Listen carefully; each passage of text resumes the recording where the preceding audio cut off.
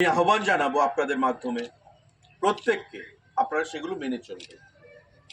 আমরা 3 ধরনের পাস সেখানে প্রদান করছি। একটা পাস হবে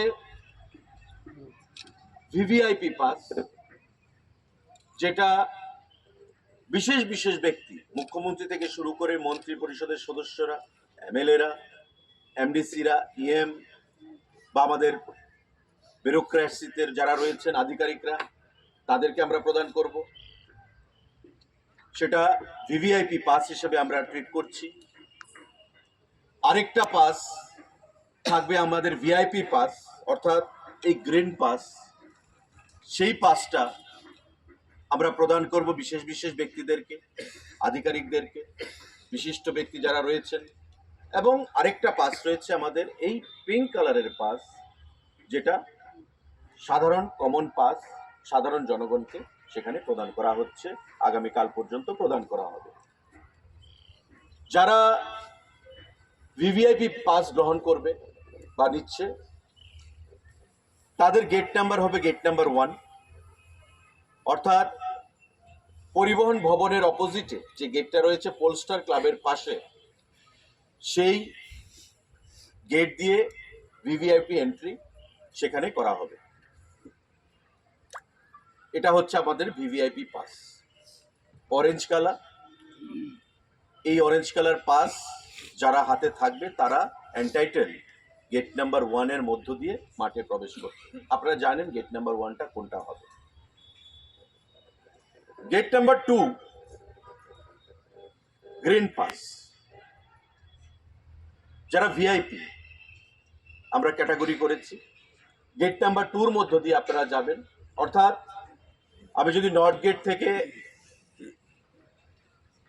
রাধানগরের দিকে আসি, ব্রিজের দিকে, ডান দিকে দুটো গেট হবে গেট নাম্বার 2, এবং গেটের সামনে লেখা থাকবে যে গেট নাম্বার 2। দুটো গেটের মধ্যে গেট নাম্বার 2 হিসাবে ইয়ারমার্ক করা থাকবে। গ্রিন পাস গেট নাম্বার 2 দিয়ে, যারা গ্রিন পাস নেবেন বা গ্রহণ করেছেন তারা গেট নাম্বার 2 দিয়ে আপনারা মাঠে প্রবেশ করবেন।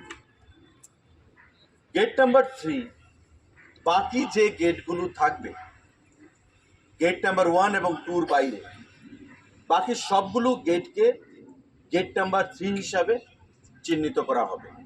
অর্থাৎ বাকি সবগুলো গেটের মধ্যে গেট নাম্বার 3 হিসাবে লেখা থাকবে এই পিঙ্ক পাসের জন্য। অর্থাৎ যারা এই পিঙ্ক পাস নিচ্ছেন বা গ্রহণ করেছেন তারা গেট নাম্বার 3 দিয়ে আপনারা প্রবেশ করবেন।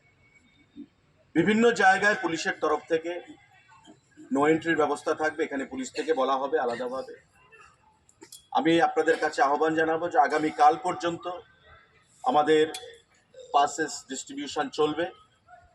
আগামীকাল 5টা পর্যন্ত পাসেস ডিস্ট্রিবিউশন চলবে। আপনারা পাসগুলো শ্বেতমহল থেকে, ট্যুরিজম ডাইরেক্টরেট থেকে আপনারা গ্রহণ করবেন।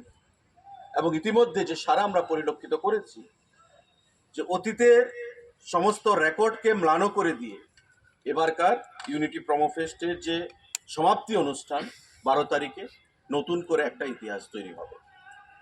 কারণ মানুষ ইতিমধ্যে বিভিন্ন জেলায়, বিভিন্ন ট্যুরিস্ট ডেস্টিনেশনগুলোতে আমাদের যে ইউনিটি প্রোমো ফেস্ট আমরা সংগঠিত করেছি, যে রেসপন্স আমরা পেয়েছি এবং যে মোমেন্টাম তৈরি হয়েছে, তাতে মানুষ রাজ্যের বিভিন্ন প্রান্ত থেকে 12 তারিখ হাজারে হাজারে মানুষ এখানে উপস্থিত হবে এবং একটা নতুন ইতিহাস অপেক্ষায় আমরা রয়েছি।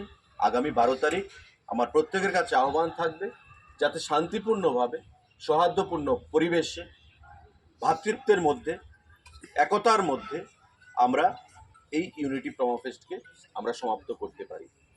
সাংবাদিক বন্ধুরা, গতবার যখন আমরা প্রোমো ফেস্ট শুরু করেছিলাম,